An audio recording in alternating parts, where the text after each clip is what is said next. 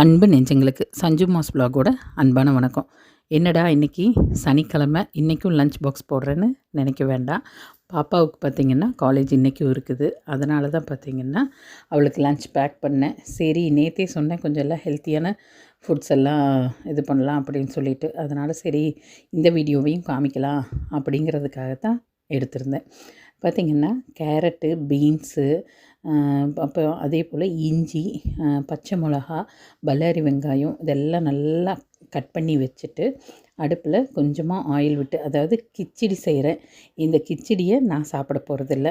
ஏன்னா நேற்று அதையும் உங்கள்கிட்ட தெளிவாக சொல்லியிருந்தேன். கொஞ்சம் நம்ம இனி ஆரோக்கியம் பக்கம் திரும்பணும் அப்படின்னு சொல்லிட்டு, இவங்கெல்லாம் குழந்தைகளாகட்டும் வீட்டில் அவர் எல்லாம் வந்து கொஞ்சம் எண்ணெய் காட்டிலும் அவங்கெல்லாம் கொஞ்சம் வெயிட் ரொம்ப அதிகம் இல்லை அப்படிங்கிறதுனால அவங்களுக்கு வந்து வெள்ளை ரவை போட்டு கிச்சடி செஞ்சாச்சு.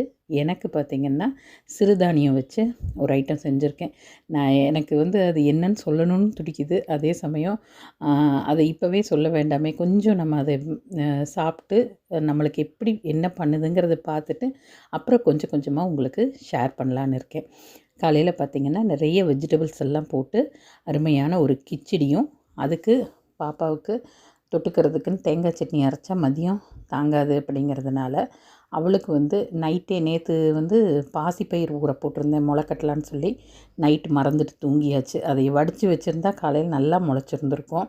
அதனால் அங்கங்கே ஒரு சில மட்டும் முளைச்சிருந்தது. அதனால் அவளுக்கு அளவாக கொஞ்சம் அந்த பாசிப்பயிர் ஊறின பாசிப்பயிர் எடுத்து அதுக்கு ஒரு துளி கல்லுப்பு போட்டு லைட்டாக கொஞ்சமாக தண்ணி விட்டு அதையே நல்லா வேக வச்சு எடுத்துட்டு டிஃபன் பாக்ஸில் பார்த்திங்கன்னா கிச்சடியும் இந்த சுண்டலும் தான் பேக் பண்ணியிருந்தேன்.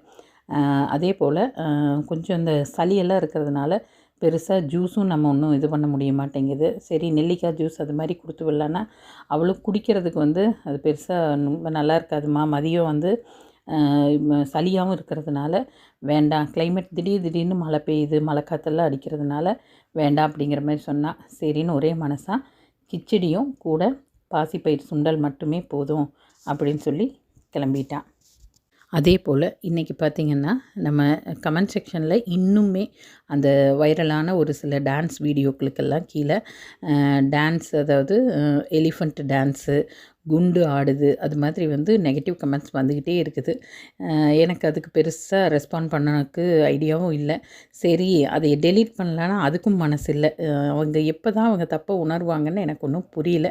சரின்னு விட்டு தள்ளுன்னு சொல்லி இப்போ பெருசாக நெகட்டிவ் கமெண்ட்ஸை பற்றி மண்டையில் ஏற்றுறதே இல்லை.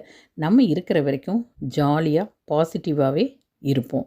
அதுதான் நமக்கு நல்லது.